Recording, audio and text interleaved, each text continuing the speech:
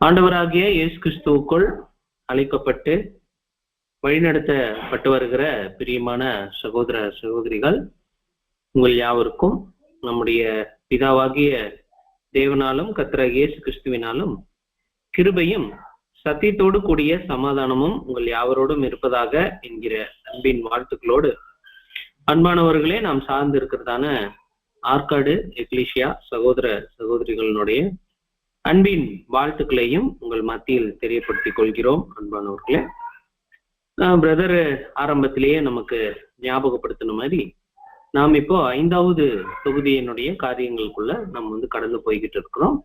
எத்தனை பேர் நீங்க அந்த வால்யூம்ஸை ஒரு மேற்பார்வை அல்லது முன்னுரை அது கிடைத்ததற்கு பிற்பாடு நீங்க உங்களுடைய அர்ப்பணிப்பினுடைய ஆரம்ப காலகட்டத்துல படிச்சது மாதிரி இப்ப மீண்டும் கடந்த சில நாட்கள்ல படிக்க ஆரம்பிச்சிருக்கீங்கன்னு சொல்ல முடியுமா? இப்ப என்ன அப்படின்னா, இந்த வால்யூம்ஸ் ஏன் நம்ம மேற்பார்வை ஸ்டார்ட் பண்ணோம் அப்படின்னம்னா, அதாவது இதுக்கு முன்னாடி நாம ஒரு முயற்சி பண்ணோம், இதுக்கு முன்னாடி ஒரு தடவை ஸ்டடி பண்ணியிருப்போம். அப்ப நம்மளுடைய புது சிருஷ்டி நம்மளுடைய சித்தத்துக்கு சில முயற்சிகளை செஞ்சு இதுதான் தேவ திட்டம்ங்கிறத புரிய வச்சிருக்கோம். பட் தேவன் நமக்கு நிறைய அனுபவங்கள் கொடுக்குறாரு இல்லைங்களா? அவருடைய அப்பத்திலையும் பாத்திரத்திலையும் பங்கெடுப்பதற்கு நிறைய அனுபவங்கள் மூலமா நம்மளை நடத்தியிருக்கிறார். ஸோ அப்படி நடத்தி இருக்கும் போது இப்ப மீண்டும் நீங்க 5th வால்யூம் படிக்கும்போது என்ன ஆகும், அல்லது எந்த வால்யூம் படிக்கும் போது என்ன ஆகும் அப்படின்னா, அது இன்னும் ஒரு கோணத்துல உங்களுக்கு வெளிச்சத்தை இன்னும் அதிகமா தர ஆரம்பிக்கும் பர்சனலா படிக்கும்போது. ஸோ அப்போ சகோதர சகோதரிகளை, இந்த மாதிரி ஒரு எக்லீசியா ஒரு வால்யூம் ஸ்டடிஸ் ஏற்படுத்தும் போது சைட் பை சைடு அதனுடைய கூடுதலாக நாம கூட எக்ஸ்ட்ரா நம்ம படிக்க ஆரம்பிக்கும் போது அது என்ன ஆகும் அப்படின்னா, அப்படியே நன்கு பதிய ஆரம்பிச்சிடும். அப்ப என்ன ஆகும், சத்தியம் அதனுடைய விளக்கங்கள் நம்ம கிட்ட அதிகமாக வர ஆரம்பிக்க நம்முடைய பரிசுத்தமாகுதல் அது என்ன ஆகும் அப்படின்னா இன்னும் விரைவாகும். இப்ப தேவனுடைய ராஜ்யம் வரணும் இல்லைங்களா? தேவனுடைய ராஜ்யம் வரணும் அப்படின்னா நாம எல்லாரும் பரிசுத்தம் ஆகணும். நாம் பரிசுத்தம் ஆகல அப்படின்னா தேவனுடைய ராஜ்யம் வருவதற்கு இன்னும் தாமதமாகும். ஸோ அவர் தாமதிக்கிறார் அப்படிங்கிறது அப்படி இல்லாம நாம அதை நாம தாமதிக்கிறோம் அப்படிங்கிற மாதிரி ஆகுது. ஸோ அதனால சகோதர சகோதரிகளே, தேவன் தன்னுடைய கிருபையை கொஞ்ச நாட்கள் தருவாரு. அந்த கொஞ்ச நாட்களை இன்னும் கொஞ்ச நாட்கள் தருவாரு. அவருக்கு மனப்பூர்வமாக தரும் ஒரு எல்லை இருக்கு. அந்த எல்லையை தாண்டினதுக்கு பிற்பாடு நமக்கு கிருபையான வாய்ப்புகள் அது இல்லாமல் போகலாம். அந்த கிருமையான கடைசி காலகட்டங்கள்ல கர்த்தரேசுடைய கடைசி நாட்கள் பாத்தீங்கன்னா, அவர் ஸ்பிரிச்சுவல் ஒர்க் எல்லாம் பண்ண முடியல, பயங்கர சோதனை போயிட்டு இருந்தது. அந்த சோதனையில உட்கார்ந்தெல்லாம் படிக்க முடியாது. அப்ப நம்ம படிச்சதை வச்சுதான் நாம அங்க போகணும், படிச்சதை வச்சுதான் நாம அங்க போகணும் அன்பானவர்களே.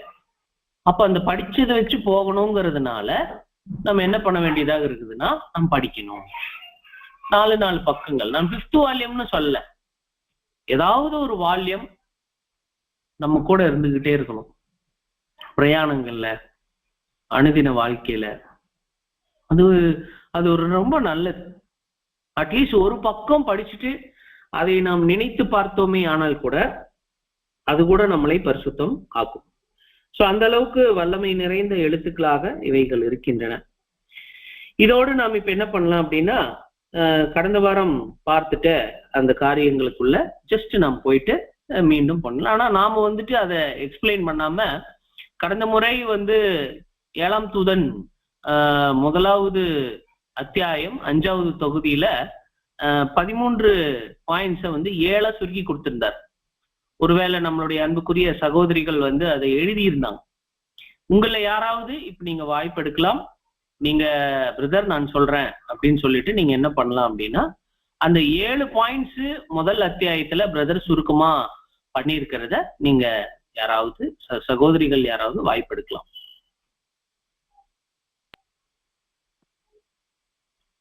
அந்த 7 பாயிண்ட்ஸ் சொல்றேன் பிரதர். ஓகே, சகோதரி ரேச்சல் அவங்களுடைய ஐடியில இந்த பாயிண்ட்ஸ் அவங்க ஷேர் பண்றதா சொல்றாங்க, நாம எல்லாரும் கவனிக்கலாம். பிரதர் அந்த 7 பாயிண்ட்ல தத்துவம் மெய்யான கருத்து என்ன எழுதியிருக்காங்கன்னா, ஃபர்ஸ்ட் பாயிண்ட் ஆதாம் பரிபூர்ணமாக சிருஷ்டிக்கப்பட்டார், ஆனால் தன்னுடைய துணிகர மீறுதலினால் பாவம் செய்தார். அதன் நிமித்தம் முழு மனுக்குலமும் முழு மரண தண்டனையில் சிக்கியுள்ளது. 2வது பாயிண்ட், மனுக்குலத்தை நீதிமான்கள் ஆக்கவும் தன்னில் தானே நீதியுள்ளவர் ஆக்குகிறவருக்கு ஒருவர், நீதியுள்ளவர் ஆக்குகிறதற்காக ஒருவர் ஒரு பூமியோடு ஒப்புரவாகி ஒரு புதிய திட்டத்தை தீட்டியுள்ளார். இந்த ஒப்புரவாகுதலின் திட்டத்தில் மொத்தம் 2 கட்டம் உள்ளது. முதலாவது கட்டம் நீதியை திருப்திப்படுத்துவது. 2வது, அவருடைய ராஜ்யத்தில் ஆர்வம் உள்ளவர்கள் எத்தனை பேர்களோ அத்தனை பேர்களை தேவனுடன் மீண்டும் ஒப்புரவாக கொண்டு வருதல். தேவனுடைய ஒப்புரவாகுதல் திட்டத்தில் நீதியை திருப்திப்படுத்தவும் மரண ஆக்கினையை விலக்கிவிட, அதாவது நீக்கிவிடவும் எல்லோருக்கும் மீட்கும் பொருளாக மறிக்க வேண்டியது அவசியமாயிருந்தது. அது உள்ளடக்கி இருக்கிறது. ஆகவே அவருடைய அவருடைய மாபெரும் பணியில் அவரோடு உடன் வேலையாட்களாக விரும்புவர்களாக இருக்க ஒப்புரவாகுதலின் நன்மைகளை பெற்றுக்கொண்ட இயேசுவின் பின்னடியார்களாகிய நாம் சிறுமந்தையாக உள்ளன. இந்த பின்னடியர்களாகிய சபை வகுப்பார் நாம் ராஜ்யத்தில் ராஜரீக ஆசாரிய கூட்டமாக கர்த்தர் இயேசுவோடு காணப்பட்டு கடந்த 6000 வருடமாக இந்த உலகத்தில் காணப்பட்டு சகல தப்பறைகளையும் கண் பார்வையற்று விழுந்து போன சாத்தான் மூலமாக கொண்டு வரப்பட்டிருக்கும் சகல தீமைகளையும் அகற்றிட காணப்படுவார்கள். அடுத்து 1000 ஆண்டு அரசாட்சியின் இந்த மாபெரும் ஒப்புரவாகுதலின் வேலையில் நிறைவு செய்ய மரணமின்றி துக்கமின்றி தீங்குகள் சகலிலும் தேவனோடு இசைவாக ஒப்புரவாகி காணப்பட வேண்டும். ஓகே பிரதர், நன்றி பிரதர். ரொம்ப ரொம்ப நன்றி சிஸ்டர். உங்களுடைய நோட்ஸ் டேக்கிங் இருந்தது. 7ஆம் தூதன் அவருடைய எழுத்துக்கள்ல பாருங்க, இந்த ஒப்புரவாகுதல் அப்படிங்கிறத 7 காரியங்கள்ல சுருக்கி கொடுத்ததையும் சகோதரி அங்க சொன்னதையும் நாம் பார்த்தோம். ஓகே, கடந்த முறை இதை நாம ஷேர் பண்ணோம்.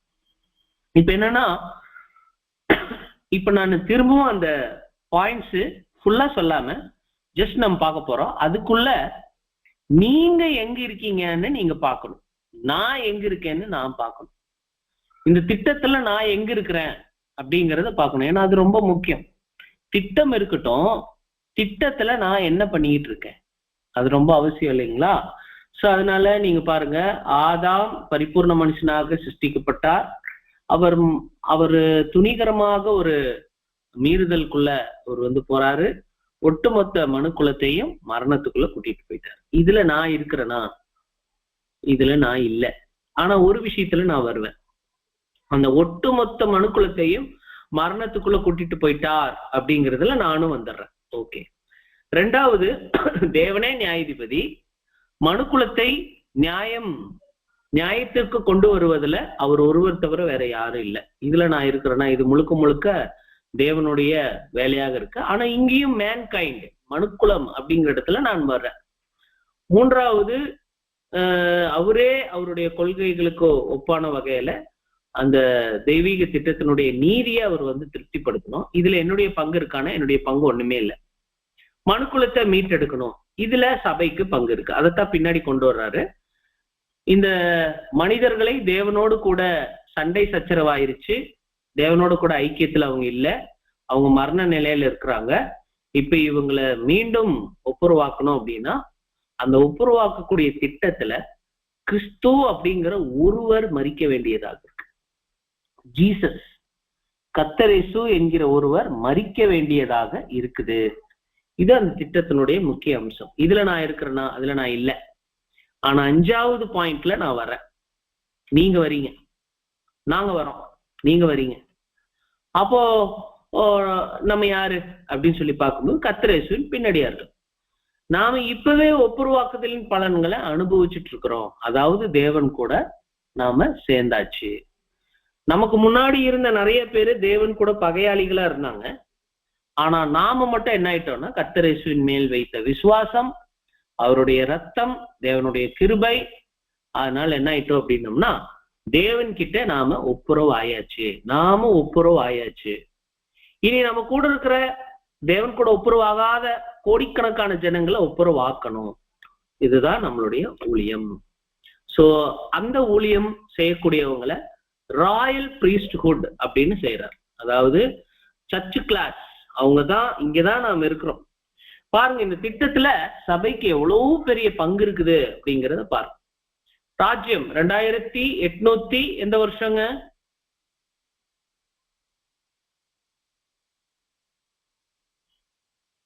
எந்த வருஷத்துல ஒப்புரவாகுதல் கம்ப்ளீட் ஆகும்? 2874. 2874 ஒட்டுமொத்த உலகமும் தேவன் கூட ஒப்புரவாகி இருக்கும். அது ஆங்கிலத்துல பாருங்க, அட் ஒன்.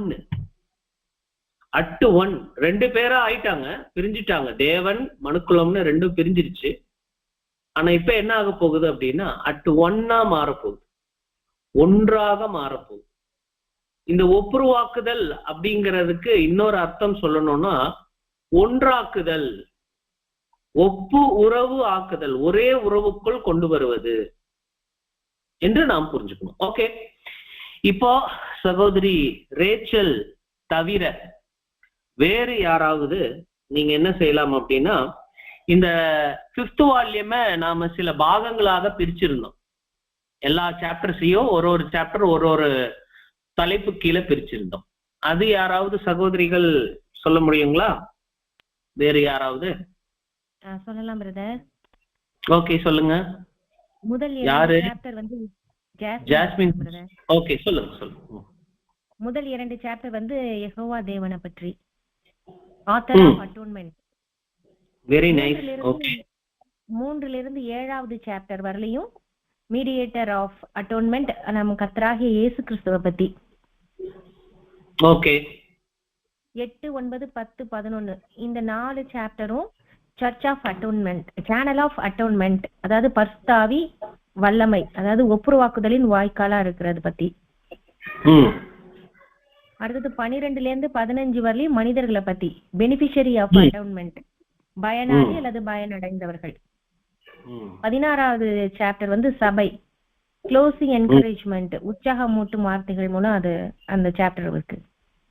சோ டோட்டலா 16 சாப்டர்ஸ். ஓகே ஜாஸ்மின் சிஸ்டர், எனக்கு இவங்க பயனாளிகளா இல்ல பயனடைய போறவங்களா? எதுங்க பிரதர்? இப்போ நீங்க வந்து 12 to 15 வந்து பயனாளிகள் அல்லது அப்படி சொன்னீங்க இல்லையா? ஆமாம் பிரதர். அதுக்கு பயனாளிகளா அல்லது பயனடைய போறவங்களா? பயனடைந்தவர்கள் தான் பிரதர், போன கிளாஸ்ல நீங்க சொன்னீங்க. நான் போன கிளாஸ்ல பயனடைகிறவர்கள்னு சொன்னா, சரி, நீங்க ஒப்புரவாக்குதல் திட்டத்தை யோசிச்சு சொல்லுங்க. இவங்க எல்லாரும் பயனடைய போறவங்களா அல்லது பயனாளிகள்னு சொல்றது கரெக்டா இருக்குமா, பயனடைய போறவங்கள்னு சொல்றது கரெக்டா இருக்குமா? பயனடைய போறவர்கள் தான் பிரதர்.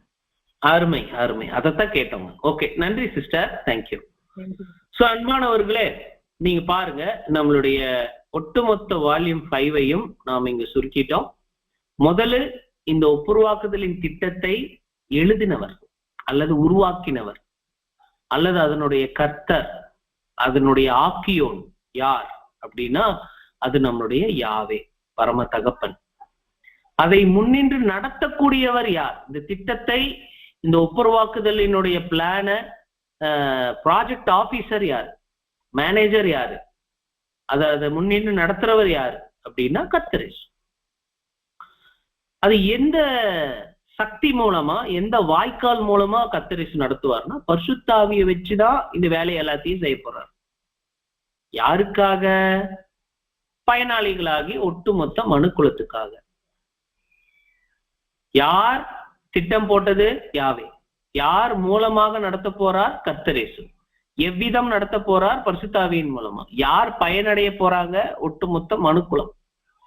ஆனா எகைன் சபை அப்படின்னு வரும்போது இதில் நம்மளுடைய பாகம் என்னன்னா, நாம கிறிஸ்துவோடு கூட இணைந்து இதை நடத்த போறோம். கர்த்தரேசு ஒருவராகவே இதை செஞ்சு முடிச்சிருவாரு. பட் ஆனாலும் கர்த்தர் அவருக்கு ஒரு துணையை, ஏற்ற துணையை தேவன் உருவாக்குறார். அந்த துணை தான் யாருன்னா சபை. ஓகே, நாம இனிமேல் வரக்கூடிய வகுப்புகள்ல நாம இந்த ஃபர்ஸ்ட் சாப்டரை பார்க்க போறது இல்லை. டைரக்டா நம்ம 3rd சாப்டருக்கு போயிருவோம் அன்பானவர்களே. அதுக்கப்புறம் 2வது அத்தியாயத்துல ஆத்தர் ஆஃப் த அட்டோன்மெண்ட் அப்படின்னு பார்த்தோம். ஏன் தேவன் மாத்திரமே இந்த ஒரு ஆக்கியோனாக இருக்கிறதுக்கு வாய்ப்பு இருக்கு. எப்படி அப்படின்னு சில ஆதாரங்களை பார்த்தோம், வசன ஆதாரங்களை நாம வந்து பார்த்தோம். அதுக்கப்புறம் பாத்தீங்க அப்படின்னீங்கன்னா இதுல பிரதர் வந்து மறுத்து பேசக்கூடிய ஒரு உபதேசம். அது என்ன அப்படின்னா, முதல் தேவன் பற்றிய சத்தியம். அந்த தேவன் பற்றிய சத்தியத்துக்கு எதிரடையான சத்தியம் எது அப்படின்னா அந்த திரித்துவ சத்தியம். தேவன் வந்து திரியேகமாக இருக்கிறார், அதெல்லாம் கட்டுக்கதை, அது வந்து அப்படி வாய்ப்பு கிடையாது. சோ அது எப்படிங்கிறத நம்ம பேசிக் சப்ஜெக்ட்ல பார்த்துட்டோம். தேவன் ஒரு தனிப்பட்ட ஒரு ஆளுமையாக இருக்கிறார், கர்த்தர் இயேசு ஒரு தனிப்பட்ட ஆளுமையாக இருக்கிறார். இவர்கள் 2 பேருக்கும் பயன்படக்கூடிய ஒரு ஒரு வல்லமை நிறைந்த கண்ணுக்கு தெரியாத ஒரு காரியம் எது அப்படின்னா அதுதான் வந்து பரிசுத்த ஆவி, சத்திய ஆவி. அது வந்து தேற்றக்கூடிய வேலையை செய்யக்கூடியது, சகல சத்தியத்தையும் விளக்கி காண்பிக்கக்கூடியது, சத்தியத்தின் மீது வெளிச்சம் அடித்து காண்பிக்கக்கூடிய ஒரு ஆவி, ஒரு வல்லமைத்தான் எது அப்படின்னு சொல்லி பாத்தீங்கன்னா தேவனுடைய வல்லமைத்தான். உன்னதத்திலிருந்து வரக்கூடிய பலன்டா எதுன்னா பரிசுத்த ஆவி அப்படிங்கிறத நாம் வந்து பார்த்தோம் அன்பானவர்களே. இப்போ ரொம்ப அருமையாக 3வது அத்தியாயத்துக்குள் இன்றைக்கு நாம போக போறோம். 3வது அத்தியாயம் எதிலிருந்து எது வரைக்கும் போகுது? அதாவது 3வது அத்தியாயத்திலிருந்து எது வரைக்கும் ஒருத்தரை பத்தியே பேசும்? மொத்தம் எவ்வளவு சாப்டர்? 3, 4, 5 பிரதர். அவ்வளவுதான், சூப்பர். சோ இனி நாம பார்க்கக்கூடிய 5 அத்தியாயங்கள் கர்த்தர் இயேசுங்கிற இந்த ஒப்புருவாக்குதல் திட்டத்தை நடத்தக்கூடியவரை பத்தி மட்டுமே வரும். யார் இந்த ஒப்புருவாக்குதலின் திட்டத்தை நடத்தக்கூடியவர் அப்படிங்கிற கேள்விக்கு பதில் என்ன? இந்த ஒப்புருவாக்குதலின் திட்டத்தை முன்னின்று நடத்தக்கூடியவர் யார்? முழுக்க முழுக்க அதை தன் தலை மீது, தோள் மீது சுமந்து கொண்டு இந்த திட்டத்தை நடத்தக்கூடிய ஒரு அருமையான பரலோக ஜீவி, ஒரு அருமையான நபர், நம்முடைய இருதயத்துக்கு மிகவும் பிடித்தமான அந்த ஒரு நபர். அவர் யார் அப்படின்னா இந்த 3வது அத்தியாயத்தினுடைய தலைப்புல அந்த பேரு சொல்லி இருக்கிறாரு. அந்த பேர் என்னன்னு 3வது அத்தியாயத்தினுடைய தலைப்பை படிங்க. ஒப்புரவாகுதலின் மத்தியஸ்தர் ஒரே பேரானவர். ஒரே பேரானவர். சில பேத்துக்கெல்லாம் ஒரே குழந்தைதான் இருக்கும், 2 குழந்தை இருக்கும், 3 பேத்துக்கு இருக்கும். ஆனா சில பேத்துக்கு பாத்தீங்கன்னா ஒரே குழந்தைதான் இருக்கும். ஒருவேளை அந்த ஒரு குழந்தைய பெற்றெடுத்தவங்க என்ன நினைப்பாங்கன்னா மற்ற எல்லா குழந்தைங்களையும் அன்பாதான் பார்ப்பாங்க. ஆனா வாரிசு அடிப்படையில, உரிமை அப்படிங்கிற அடிப்படையில நீங்க கவனித்து பார்த்தீங்கன்னா அவங்களுக்கு எவ்வளவு குழந்தைங்க அப்படின்னு கேட்டா அது ஒண்ணுதான் அப்படின்னு சொல்லுவோம். அந்த மாதிரி தேவனால ஒரே நபராக பெற்றெடுக்கப்பட்டவர் அல்லது அவர் மூலமாக நேரடியாக சிருஷ்டிக்கப்பட்டவர் யார் அப்படின்னா அது நம்மளுடைய கர்த்தராகிய இயேசு கிறிஸ்து.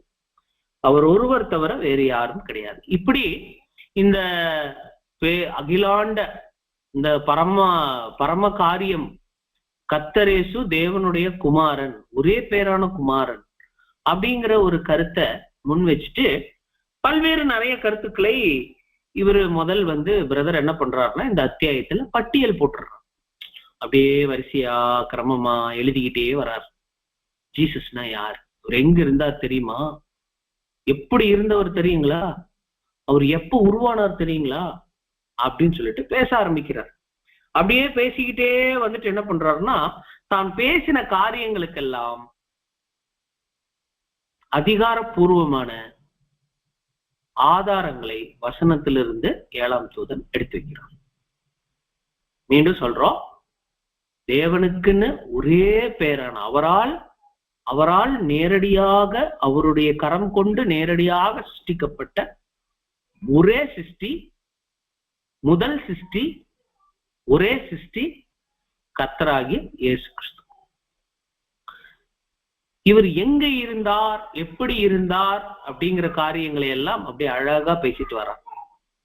நீங்க கர்த்தர் இயேசு மேல அன்பா இருக்கிறவங்களா இருந்தா இந்த அத்தியாயத்தை நீங்க படிக்காம விட மாட்டீங்க. இதுக்கு மேல நம்ம சொல்ல முடியாது. அந்த அளவுக்கு ஆழமா அவரை பத்தி அங்கிருந்து கொண்டு வர்றாரு. கொண்டு வந்துட்டு அதுக்கப்புறம் என்ன பண்றாருன்னா அந்த ஒரு கருத்துக்களாக விளக்கம் கொடுக்கிறார்.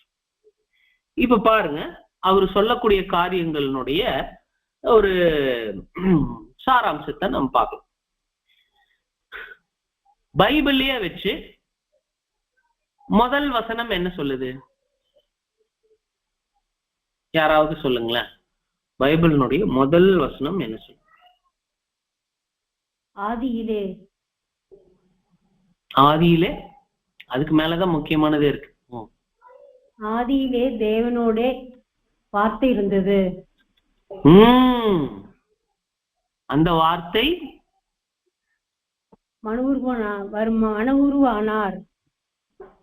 இல்ல நீங்க யோவான் 1:1 எடுத்தே வாசிக்கலாம்.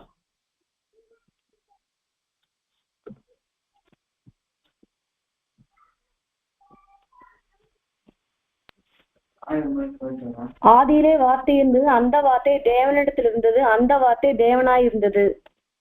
ஓகே, இப்ப பாருங்க, நம்ம பொதுவா வேதமானவர்களாக யார் இல்லையோ, சத்தியம் கற்றிராதவர் எவரோ அல்லது அதை நன்கு கவனித்திராதவர் யாரோ, அவர் வேதாகமத்தினுடைய முதல் வசனம் அப்படின்னா ஆதியாகமம் 1:1 எடுத்து வாசிப்பார். ஆனா நிஜமா ஆதியிலே எது அப்படின்னா யோவான் சுவிசேஷ புஸ்தகத்தில் இருக்கிற 1வது அதிகாரம் 1வது வசனம் தான் ஆதியிலே. ஆதியிலே வார்த்தை இருந்தது, அந்த வார்த்தை தேவனிடத்தில் இருந்தது, அந்த வார்த்தையும் ஒரு தேவனாக இருந்தது. இதுதான் கரெக்டான டிரான்ஸ்லேஷன். அந்த வார்த்தையே தேவனாக இருந்தது தப்பு, அந்த வார்த்தையும் ஒரு தேவனாக இருந்தது. அப்ப தேவன்னா யாரு அப்படின்னா உடனே பரலோகத்துக்கு போயிடக்கூடாது. தேவன்னா என்ன அர்த்தம் அப்படின்னா பிரின்சிபல் சொல்லுங்க. நீங்க தேவன் யாரையாவது பார்த்திருக்கீங்களா? இல்ல பிரதர், நம்ம தேவன் யாரையும் பார்க்கலையே, பார்த்ததில்லை. ஆனா நீங்க தேவன்கிற வார்த்தையினுடைய அர்த்தத்தை படிக்க ஆரம்பிச்சிட்டீங்கன்னா உங்களுக்கு யாரு மேனேஜரோ, உங்களுக்கு யாரு முதலாளியோ, பைபிளினுடைய டேர்ம்ஸ் படி உங்களை விட வல்லமையுள்ளவர் யாரோ அவர் தான் தேவன். சோ இப்ப நீங்க சொல்லுங்க, இன்னைக்கு உங்களுடைய தேவன் பார்த்துட்டு வந்தீங்களா? எளிமையான வார்த்தையின் அர்த்தத்துல பார்க்கணும்னா எனக்கு மேல ஆமா. ஆமா, ஆனா தேவாதி தேவன் சொல்லும் போது அது யாருன்னா வேற யாரும் கிடையாது, நம்மளுடைய பரமண்டலத்துல இருக்கிற தேவன், அந்த நாமத்துக்கு உயர்த்தப்பட்ட கர்த்தராகிய இயேசு கிறிஸ்து. இவங்கதான் நமக்கு பரம தேவர்களாக இருக்கு. ஓகே, ரொம்ப நன்றி பிரதர், தேங்க்யூ பிரதர். ஓகே, அப்ப பாருங்க அந்த ஆதியாகமம் 1:1 வசனம் எடுக்காம யோவான் 1:1 வசனத்துல வரக்கூடிய அந்த தேவன்கிற வார்த்தைய தேயோஸ், கேபிட்டல் THEOS அப்படின்னு வந்துச்சுன்னா அது பரமண்டலங்களில் இருக்கிறவர், பரமண்டலங்களில் இருக்கிறவர். ஆனா ஸ்மால் டி போட்டு HEOS தேயோஸ் அல்லது தேவன்கிற வார்த்தைய தடித்த எழுத்துக்கள்ல எழுதுனா, கர்த்தருங்கிற வார்த்தைய தடித்த எழுத்துக்கள்ல எழுதுனா அது பரத்தில் இருக்கிற தேவாதி தேவன். நார்மலா கர்த்தர் அல்லது தேவன் அப்படிங்கிற தமிழ் வார்த்தையினுடைய அர்த்தம் என்ன அப்படின்னு பைபிள் ஸ்டூடெண்ட்ஸ் புரிஞ்சு வச்சிருக்கணும் அப்படின்னா அது நம்மளை விட யாரு பவர்ஃபுல்லோ அவங்கதான் தேவன். அப்ப தேவர்கள், அந்நிய தேவர்கள் அப்படின்னு சொல்லும் போது அந்த விழுந்து போன அந்த சக்திகள் தான் நம்மளை விட பவர்ஃபுல். பொதுவா சொல்லணும்னா தேவன் அப்படிங்கிற வார்த்தைக்கு அல்லது காட் GOD ஸ்மால் GOD அப்படின்னு இருக்கு அப்படின்னா அதுக்கு அர்த்தம் என்ன அப்படின்னு சொல்லி பார்க்கும்போது மைட்டி ஒன் அப்படின்னு அர்த்தம், பலம் வாய்ந்த ஒருவர் அப்படின்னு அர்த்தம், நம்மளை விட பலம் வாய்ந்தவர். இப்போ உங்க குழந்தைகளுக்கு நீங்க தான் தேவன், ஆனா நீங்களே தேவனாயிடக்கூடாது. தேவாதி தேவனை அவங்களுக்கு வெளிச்சம் போட்டு காண்பிக்கிறது தான் இந்த குட்டி தேவர்களுடைய வேலை. நம்ம குழந்தைகளுக்கு தேவாதி தேவனை வெளிப்படுத்தி காண்பிக்கணும். அதுக்குதான் எக்லீசியால முயற்சி பண்றோம், வீடுகள்ல நாம முயற்சி பண்றோம். நம்மளுடைய நல்ல நடக்கையை பார்த்து நம்ம பிள்ளைகள் தேவாதி தேவனை கற்றுக்கொள்ளணும். அந்த கேபிட்டல் GOD பார்க்கணும். இப்ப சப்ஜெக்டுக்குள்ள பார்க்கும்போது பிரதர் என்ன சொல்றாரு அப்படின்னா, கர்த்தரேசு ஒரு தேவனாக இருந்தார். உங்களை பொறுத்த வரைக்கும் கர்த்தரேசு, பொதுவான உலகத்தை பொறுத்த வரைக்கும் கர்த்தரேசு பூமியில் அவதரித்த அல்லது சஞ்சரித்த ஒரு அருமையான நபர். நோ நோ நோ, பிரதர் எழுதுறாரு, இவரு ப்ரீ ஹியூமன் எக்ஸிஸ்டன்ஸ் அப்படின்னு என்ன அர்த்தம்னா, மனிதனாக இருப்பதற்கு முன்பாக அவருக்கு ஒரு புனர்ஜென்மம் இருந்தது. புனர்ஜென்மம்னா இந்த இந்துக்கள் பயன்படுத்துற வார்த்தையை நாம் பயன்படுத்தலைங்க. முந்தின ஒரு வாழ்க்கை இருந்தது, முந்தின ஒரு வாழ்க்கை. கர்த்தரேசு அவருக்கு ஒரு முந்தின வாழ்க்கை இருந்தது, ஒரு பிளாஷ்பேக், ஒரு பழைய கால வாழ்க்கை இருந்தது. அந்த பழைய கால வாழ்க்கையில அவரு பெரிய வல்லமை படைச்ச ஒரு தேவனால் சிருஷ்டிக்கப்பட்ட எல்லா சிருஷ்டிகள்லையும் வலிமை படைச்ச ஒரு தேவனாக இருந்தார். இதைய புரிஞ்சுக்காம, இந்த கருத்தை புரிஞ்சுக்காம கர்த்தரேசு தேவன் தான், கர்த்தரேசு தேவன் தான் பரமபிதாவுக்கு ஒப்பிட்டு பேசுறாங்களே, புரிஞ்சுக்கலையே. அப்ப இந்த தேவன்கிற வார்த்தையை அவங்களுக்கு பொறுமையா சொல்லி கொடுக்கணும் இல்லைங்களா? நம்ம தானே சொல்லி கொடுக்கணும், நம்ம தானே சொல்லி கொடுக்க போறோம் இனி எல்லா வருஷங்கள்லயும் வரக்கூடிய நாட்கள்ல. இப்ப இதை நம்ம சொல்லி கொடுக்கணும். கர்த்தரேசு யார்? இருக்கிற எந்த சிருஷ்டிகளை நீங்க லிஸ்ட் எடுத்தாலும் சரி, கோடான கோடி பேரை ஒரு லிஸ்ட்ல எழுதினாலும் சரி, அந்த லிஸ்ட்ல டாப் பெஸ்ட் ஃபர்ஸ்ட் அது யார் அப்படின்னு சொல்லி பாத்தீங்கன்னா கர்த்தரேசு. Highest of all gods creation, தேவனுடைய மறைமுகமான அல்லது எல்லா சிருஷ்டிகள்லையும் அவருதான் ஃபர்ஸ்ட். அவரு யார் அப்படின்னு சொல்லி பார்க்கும்போது தேவனால் ஒரே பேரானவர். அவருதான் தேவனுடைய ஒரே பேரான குமாரன். அவர் மூலமாகத்தான் நாம எல்லாரும் உருவானோம்.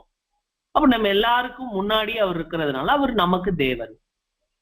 ஆனா பெரிய தேவனா? இல்ல, தேவன். தேவன் அவ்வளவுதான், அவரும் ஒரு தேவன். அவர் பெரிய தேவனா? இல்ல, அவரு ஒரு தேவன். இந்த தேவனாக இருந்தவர், அவருக்கு தேவனாக இருந்த பரமபிதாவினுடைய திட்டத்தை கேட்டுட்டு, பரமபிதா பூமிக்கு மாம்சீக சரீரத்துல வர முடியாது, வரக்கூடாது அப்படிங்கிற, ஆனா வர்றதுக்கு அவர் விரும்புறாரு அப்படிங்கிற விருப்பத்தை, சித்தத்தை, பிரியமான சித்தத்தை புரிஞ்சுக்கிட்டு இவரு தன்னை என்ன பண்ணாருன்னா, தன்னுடைய ஆவிக்குரிய சரீர, தேவனுடைய சரீரத்தை, தேவன் கொடுத்த சரீரத்தை, பழையகால தேவனுடைய அந்த தேவனுக்கு கீழே இருந்த ஒரு ஆவிக்குரிய சரீரத்தை அவர் இழக்க நேரிட்டார். மாம்சீக சுபாவத்துல வர்றதுக்கு முயற்சி பண்ணார், தேவனுடைய சித்தத்தை நிறைவேற்றுறது காலம். வந்தாரா? ஆமா வந்தாரு. சொன்ன மாதிரி தேவனுடைய சித்தத்தை நிறைவேற்றினாரு, பலியானாரு, ஈடுபலி ஆனாரு. ஈடுபலி ஆனதுக்கு அப்புறம் அவர் உயிர்த்து எழுந்தாரு. உயிர்த்து எழுந்த போது எப்படி உயிர்த்து எழுந்தாருன்னா, மீண்டும் ஒரு ஆவிக்குரிய சரீரத்துல தெய்வீக சுபாவத்திலே உயிர்த்தெழுந்தார். இதுவரைக்கும் தெய்வீக சுபாவத்துல எந்த ஒரு தேவ தூதனோ எந்த ஒரு மனிதனோ உயிர்த்தெழாம இருந்த ஒரு சூழ்நிலையில அவரே முதலாக தெய்வீக சுபாவத்துல மகிமை, கனம், அழியாமையை தரித்து கொண்டவராக என்ன பண்ணாருன்னா உயிர்த்தெழுந்தார். அப்படிங்கிறத 7ஆம் தூதன் இந்த விஷயங்கள்ல கொண்டு வர்றார் அன்பானவர்களே. சோ சகோதர சகோதரிகளே, நமக்கு புரிஞ்சு போச்சு. இப்போ இது நம்ம எல்லாருக்கும் தெரிஞ்ச விஷயம்தான் பேசிக் சப்ஜெக்ட்ல. பட் உள்ள போய் நீங்க படிக்கும்போது இன்னும் கொஞ்சம் உங்களுக்கு இன்ஸ்பிரேஷன் நல்லாவே கிடைக்கும் அன்பானவர்களே. அப்புறம் என்ன பண்றாரு அப்படின்னா, இப்ப பேசின இந்த காரியங்களுக்கெல்லாம் ஆதாரங்கள் அடுக்குகிறார். இந்த முதலாவது தேவகுமாரன் பத்தின காரியங்களை என்ன பண்றாருன்னா வசன ஆதாரங்களை அடுக்குகிறார். அதுக்கப்புறம் பாத்தீங்க அப்படின்னீங்கன்னா, முந்தின அத்தியாயத்துல சொன்னது மாதிரி திருத்தவத்துக்கு மறுப்பு தெரிவிச்சு யோவான் 1ஆவது அதிகாரம் 1ஆவது வசனத்தை அடிப்படையாக கொண்டு கர்த்தரேசுவும் பிதாவாகிய தேவனும் ஒரே நபர்கள் அல்ல, ஆனா ஒரே மாதிரி யோசிக்கக்கூடியவர்கள், ஒன்றில் ஒன்று ஒருவர் மீது ஒருவர் மிகுந்த அன்பு வச்சிருக்கிறவங்க, ஒருவருக்காக ஒருவர் என்ன வேணாலும் தியாகம் பண்ணுவாங்க. ஒருவர் சொன்னதை இன்னொருத்தர் மீற மாட்டாரு. அந்த மாதிரி எல்லாம் இவங்களுக்குள்ள ரொம்ப ஒற்றுமையாக இருக்கக்கூடிய இரண்டு ஆவிக்குரிய ஜீவிகள் தான் யாருன்னா பிதாவாகிய தேவனும் கர்த்தரேசும். ஆனா 2 பேரும் ஒண்ணுதான் சிந்தையில. ஆனா தனிப்பட்ட விதத்துல அவங்க 2 பேரும் 2 ஆளுமைகளாக, 2 நபர்களாக, தனிப்பட்ட ஜீவிகளாக இருக்கிறாங்க அப்படிங்கறத என்ன பண்ணிருக்கிறாருன்னா இதுல சொல்றாரு. சோ அங்கதான் அவர் வித்தியாசம் காட்டுறாரு. டயகலாட் எல்லாம் சொல்லி அந்த வார்த்தை தேவனாய் இருந்தது கிடையாது, அந்த வார்த்தையும் ஒரு தேவனாய் இருந்தது அப்படின்னு தான் சொல்லணும். இங்கிலீஷ்ல எல்லாம் அது கிளியர் பண்ணிடுறாங்க. ஏ காட் அப்படின்னு போட்டுறாங்க. ஏ காடுன்னா இன்னொரு நபர். காட் த சேம் காடுன்னு வரல, அதுவும் ஒரு வார்த்தையா இருந்தது அப்படின்னு தான் வருது. அதுவும் ஒரு தேவனா இருந்தது அப்படின்னு தான் வருது. சகோதர சகோதரிகளே, கர்த்தரேசு அந்த அவர் சிருஷ்டிக்கப்பட்ட போது தூதர்களுக்கெல்லாம் தலைவராக இருந்தார், மிகாயேலாக இருந்தார், லோகோஸ் ஆக இருந்தார் அப்படின்னு பார்க்க. இப்போ 4வது அத்தியாயத்தை பார்க்க இருக்கோம். 4வது அத்தியாயத்துல யார பத்தி பார்க்க போறோம்? அதுவும் கர்த்தராகிய இயேசுவை பத்தி தான் பிரதர். என்ன தலைப்பு கொடுத்திருக்கிறாரு? ஒப்புரவாகுதலின் மத்தியஸ்தர், மாசில்லாதவர். மாசில்லாதவர். சிஸ்டர், நீங்க ஒத்துக்கிறீங்களா அவர் மாசில்லாதவர்னு? ஆமா பிரதர். ஆமாங்க, கன்ஃபார்மா அவங்க ஒத்துக்கிறோங்க. ஓகே, இப்போ இந்த காரியத்தை, இந்த அத்தியாயத்தை ஏன் சொல்றாருன்னா, இவர் காலகட்டத்தில் இருந்த சில கிறிஸ்தவர்கள் கர்த்தரேசு மாசில்லாதவராக இருக்க வாய்ப்பில்லைன்னு மறுத்து பேசுவாங்க. எந்த கோணத்துல மறுத்து பேசியிருப்பாங்க சொல்லுங்க? யாராவது ஒருத்தர் ட்ரை பண்ணுங்களேன். இவர் மாசில்லாதவராக இருக்க வாய்ப்பே கிடையாது. நீங்க தான் சொல்றீங்க ஆதாமுக்குள்ள பிறந்த அத்தனை பேரும் விழுந்து போயிட்டாங்க, எல்லாரும் மாம்சீக சுபாவத்துல மரிச்சு போயிட்டாங்க, கெட்டு போயிட்டாங்க. ஆனா அதே மாம்ச சுபாவத்துல இவர் வரும்போது இவர் மட்டும் எப்படி பரிசுத்தமா இருப்பாரு அப்படின்னு கேட்டாங்க. ஒரு வசனம் வாசிக்கலாம். 1 யோவான் 3:5.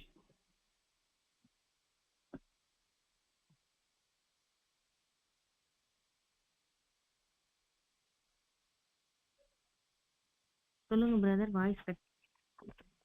1 யோவான் 3:5.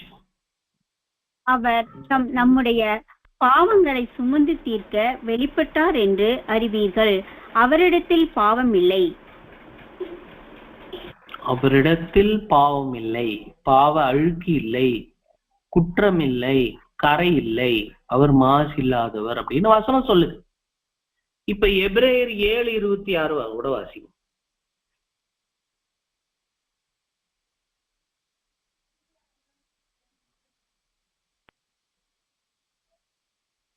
மேலும் தமது மூலமாய் தேவனிடத்தில் சேருகிறவர்களுக்காக வேண்டுதல் செய்யும்படிக்கு அவர் எப்பொழுதும் உயிரோடு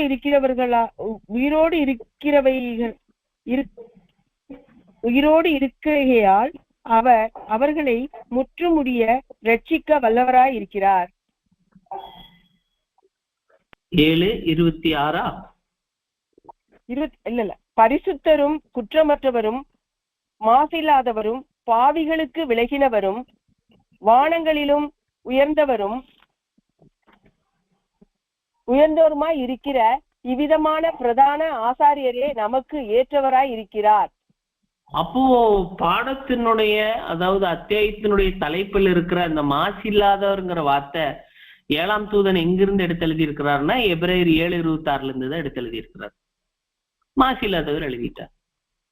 ஆனா இவர் காலத்துல நிறைய பேர் என்ன சொல்லிட்டாங்கன்னா, கர்த்தரேசு ஒரு பரமஜீவி கிடையாது. பரமஜீவி இல்லைன்னா ஒப்புருவாக்குதல் திட்டமே கிடையாது. ஒப்புருவாக்குதல் திட்டம் இருக்குதுன்னா கர்த்தரேசு பரமஜீவியா இருந்து மனுஷனா மாறி இருக்கணும்.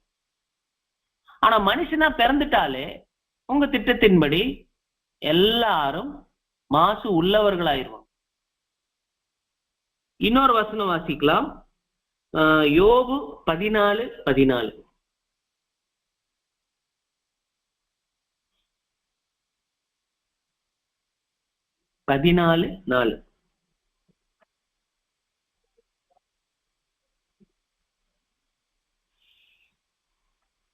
மியூட் எடுத்து வாசி.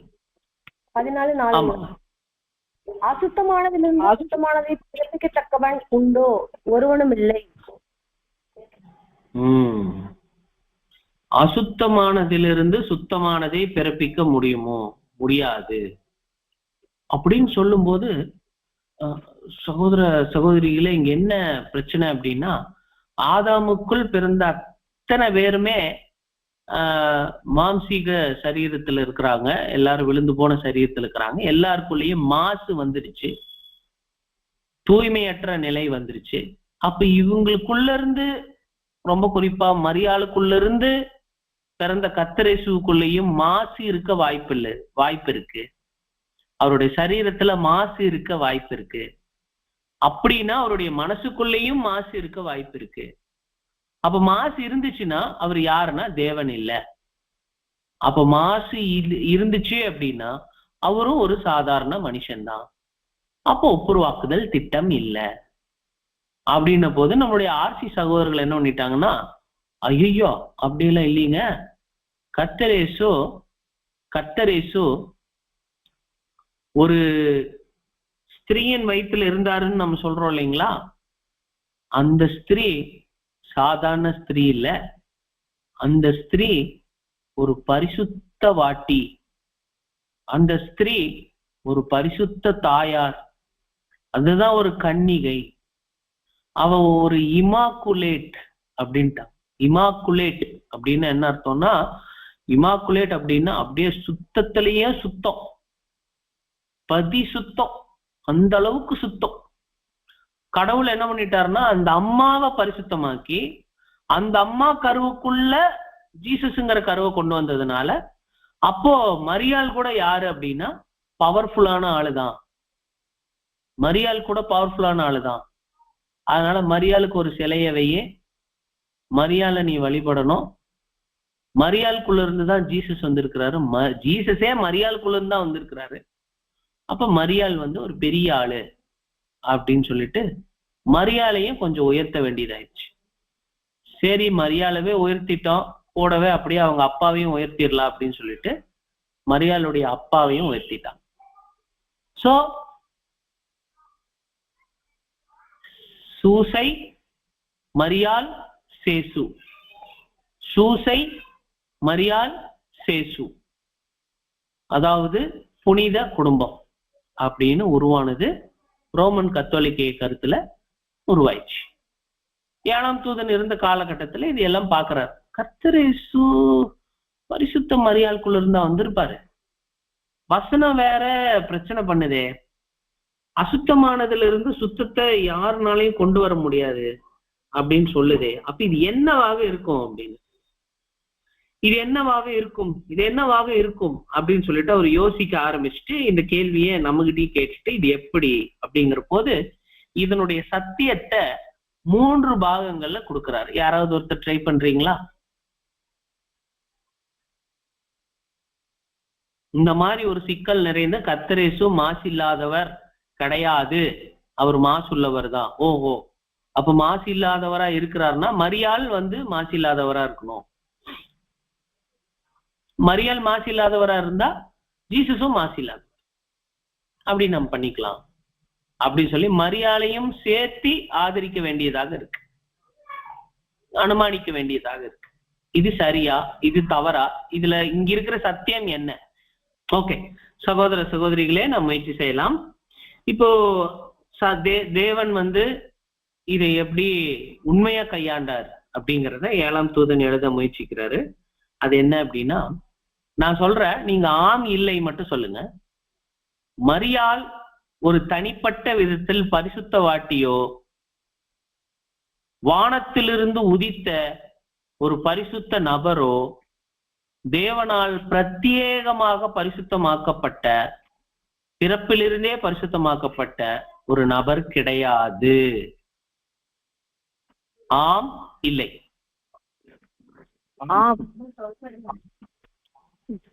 தேங்க்யூ. ஆம்.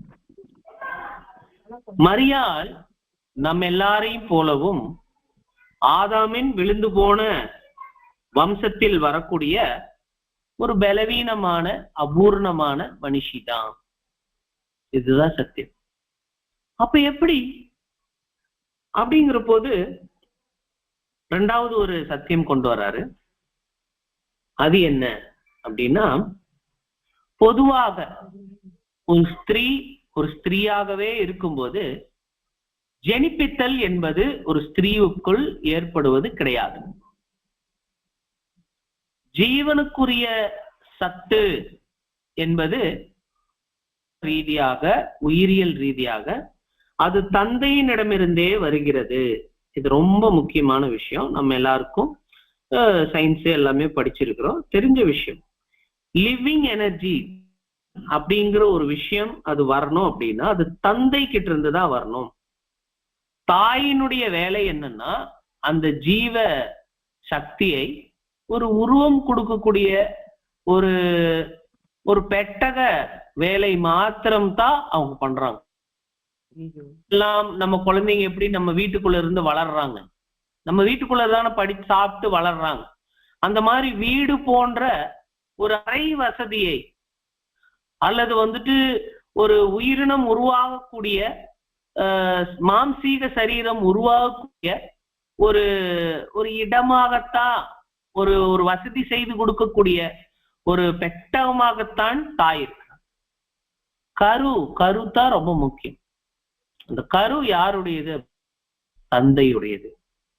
கர்த்தரேசுவின் காரியத்தில் மூன்றாவது சொல்றாரு, கர்த்தரேசுவின் காரியத்தில் தேவனே கர்த்தரேசுவின் பரிபூர்ண தந்தையாக இருக்கிறார். பிதாவாகிய தேவனே பரிபூர்ண தந்தையாக இருக்கிறார். அவரே பரிசுத்த அந்த கருவினை இல்லாமல், மாம்சீக ரீதியாக இல்லாமல் மரியானுடைய அதை உருவாக்கினார். சகோதர சகோதரிகளே, கர்த்தரேசு என்ன பண்றாரு அப்படின்னா ஒரு கருவாகிறாரு. அந்த கருவை கொண்டு போய் ஒரு தாயின் வயிற்றுக்குள் தேவன் கொண்டு போய் வைக்கிறார். அப்போ கர்த்தரேசுவினுடைய பரிபூர்ண தந்தையாக மீண்டும் தேவனே நிற்கிறாரு. இது மாம்சத்தின்படி மற்ற மனிதர்கள் உருவாகுவது போன்று இல்லாமல் ஒரு விதிவிலக்கான வகையில கரு மாத்திரம் எங்க இருக்கணுமோ அந்த இடத்துல உருவாகுது. அந்த இடத்துல உருவாகவும் அப்ப அது என்ன ஆகுது அப்படின்னா மரியாள் அந்த இடத்துல சரீரம் உருவாகுவதற்குரிய பாதுகாப்பு, ஒரு வளர்ச்சிக்குரிய ஏதுவான காரியங்கள், இதை மாத்திரம் அவர்கள் செய்கிறாரே ஒழிய அந்த கருவினுடைய வளர்ச்சிக்கு முக்கிய பொறுப்பாகவும் காரணிகளாகவும் இருக்கிறவர் அந்த பிதாதான். அந்த வகையில பார்க்கும்போது ஒண்ணு இல்லைங்க, 2 நாள் முன்பதாக ஒரு டாக்டர் பேசுறாரு. பூமியில இருக்கிற ஒரு டாக்டர், நம்ம காலத்துல சமகால டாக்டர் தான். அந்த டாக்டர் பேசக்கூடிய ஒரு கருத்து என்ன வருது அப்படின்னா, அந்த அம்மாவுடைய வயிற்றுக்குள்ள இருக்கக்கூடிய கரு இருக்கு இல்லைங்களா, பொதுவா கர்ப்ப காலகட்டங்கள்ல இருக்கக்கூடிய ஒரு ஒரு தாயார் வச்சுக்கோம், எந்த ஒரு தாயாருமே அந்த தாயாரினுடைய வயிற்றுக்குள்ள இருக்கக்கூடிய அந்த கருவை சுற்றி இருக்கக்கூடிய அந்த ஒரு குடம் இருக்கும் இல்லைங்களா, அந்த குடத்துக்கு பேர் என்ன? பனிக்குடம். அந்த பனிக்குடம் அப்படிங்கிறது ஒரு 9 ஒரு 10 மாதங்கள் அதிகபட்சம். அது கூட பாத்தீங்க அப்படின்னீங்கன்னா ஒரு ஸ்திரீயனுடைய வாழ்க்கையில அந்த குழந்தை உருவாகும் போது மாத்திரம் அந்த பனிக்குடம் உருவாகி பிற்பாடு அது உடைந்து குழந்தை வெளியே வந்தோடனே அந்த பனிக்குடம்ங்கிற உறுப்பு ஒரு ஸ்திரீயனுடைய வாழ்க்கையில தற்காலிகமாக தோன்றி தற்காலிகமாக அந்த ஸ்திரீயனுடைய வயிற்றிலிருந்து வெளியே வரக்கூடிய ஒரு ஒரு உறுப்பாக அது இருக்கு. ஒரு ஸ்திரீயை நீங்க தனியா எடுத்தீங்கன்னா, ஒரு ஒரு ஒரு புருஷனை ஒரு ஸ்திரீயை நீங்க தனியா எடுத்தீங்கன்னா, அவங்க சரீரத்துல இருக்கிற ஏதாவது ஒரு உறுப்பு தற்காலிகமா வளர்ந்து தற்காலிகமா அவங்கள விட்டு போயிடுமா அப்படின்னா அப்படியெல்லாம் இல்லைங்க. தற்காலிகமா வளர்ந்து, அது ரொம்ப குறிப்பா சொல்லணும்னா ஒரு 10 மாசத்துக்கு மட்டும் இருந்துட்டு 10 மாசத்துக்கு மேல அந்த உறுப்பு இருக்காது. அப்படி ஏதாவது இருக்குதான்னா அது ஸ்திரீகளுக்கு மட்டுமே அப்படி உருவாகக்கூடிய ஒரு உறுப்பு. அந்த உறுப்புக்கு முக்கிய காரணம் கூட யார்தான் அப்படின்னா அந்த பிளசண்டா, அந்த கருவை பாதுகாக்கக்கூடிய அந்த ஒரு பிளசண்டா. நீங்க வேணா கூகுள்ல பண்ணி பாருங்க, பிரதர்ஸ் எல்லாம் நிறைய ஷேர் பண்ணாங்க. என்ன சொல்றாங்க அப்படின்னா அந்த பிளசண்டாங்கிறது கூட, அந்த கருவனை சுற்றி இருக்கக்கூடிய அந்த பனிக்குடம் பாதுகாப்பு படலம் கூட ஸ்திரீயினால் உருவாகிறது இல்லை, தந்தையினுடைய காரணிகளை வச்சுதான் அது உருவாகுது. அதுக்குள்ள இருக்கிற அந்த கரு கூட தந்தையை வச்சுதான். இதுதான் ஒரு இயற்கை, இந்த உயிரியல் காரியங்கள். அப்ப பார்க்கும்போது முழுக்க முழுக்க அந்த தாய் தன்னுடைய சரீரத்தை, அதனுடைய இடத்தை மாத்திரம்தான் தருகிறார்களே ஒழிய மற்ற எல்லாமே தந்தைக்குரியதாக இருக்கு அப்படிங்கிறத பதில் சொல்றாரு. கர்த்தரின் காலத்துல கூட, காரியத்துல கூட ஒரு அபூர்ணமான மரியாள் பரிசுத்தமான கர்த்தரேசுவை, மாசில்லாத கர்த்தரேசுவை இவ்விதம் தான் பிறக்க வச்சிருக்கிறாங்க. ரொம்ப குறிப்பா சொல்லணும்னா ஒரு டெஸ்ட் டியூப்ல கூட இன்னைக்கு என்ன பண்றான்னா குழந்தைய கொண்டு வந்துடுறான். ஒரு தாயே தேவையில்லை. டியூப் இருக்கு பாருங்க, பிளாஸ்டிக் டியூபு அல்லது கிளாஸ் டியூப், அந்த கிளாஸ் டியூபை வச்சே குழந்தைய கொண்டு வந்துடுறாங்க. அதுக்குள்ளேயே வச்சு கருவை உருவாக்க முடியும், மாம்சத்தை உருவாக்க முடியும். அப்போ அந்த கிளாஸ் போய் அம்மான்னு கூட முடியுமா? அந்த கிளாஸ் மாதிரி தான் குழந்தை இருக்குன்னு சொல்ல முடியுமா? இல்லையே. டெஸ்ட் டியூப்ல வர்ற குழந்தைங்க கூட இன்னைக்கு சகஜமா நம்ம கூட தானே வாழ்றோம். சோ சகோதர சகோதரிகளே, நீங்க காரியங்களை கவனிச்சுட்டு இருக்கீங்கன்னு நினைக்கிறேன். ஒரு அபூர்ணமான மரியாளால் கூட மாசில்லாத கர்த்தரேசுவை உருவாக்கிட முடியும். அது தேவனுடைய காரியம். கர்த்தரேசுவின் வாழ்க்கையில அது அப்படிதான் கொண்டு வந்தது. எப்படி அப்படின்னு சொல்லி பார்க்கும்போது, ஒரு தாய் ஒரு அரை வசதியை மாத்திரம் தான் உருவாக்கி கொடுக்குறாங்க. ஓகே, அம்மா சாப்பிட்றதுதான் குழந்தைக்கு சொல்றாங்க, அதை தவிர வேற எதுவும் கிடையாது. எப்படி குழந்தை வெளியில இருக்கும்போது அம்மா சமைச்சு கொடுக்கும்போது சாப்பிட்றாங்களோ, இப்ப அதே மாதிரி அம்மா சாப்பிடக்கூடிய உணவுகள் தான் அங்க போகுது, மற்றபடி வேற ஒன்றும் இல்லை. அந்த கருவினுடைய குணலட்சண வளர்ச்சி, அந்த அந்த கருவினுடைய சரீர வளர்ச்சி, அது எல்லாத்துக்கும் காரணி எது அப்படின்னா தந்தையினுடைய உயிரியல் காரியங்கள் தான் அப்படிங்கிறத நாம் இங்க பிரதருடைய அந்த காலத்துல, அதாவது கிட்டத்தட்ட 100 வருஷம் முன்னாடி இந்த உயிரியல் கருத்துக்களை பிரதர் எப்படி எழுதியிருக்கிறாருன்னு பாருங்க. எந்த அளவுக்கு அவர் வந்துட்டு கரு உருவாகிறத போய் தனியா படிச்சிருக்கணும், எந்த அளவுக்கு அவர் வந்துட்டு இந்த காரியங்களை புரிஞ்சு அவரு அந்த சத்தியம் தாங்க, பரிசுத்த ஆவிதான்.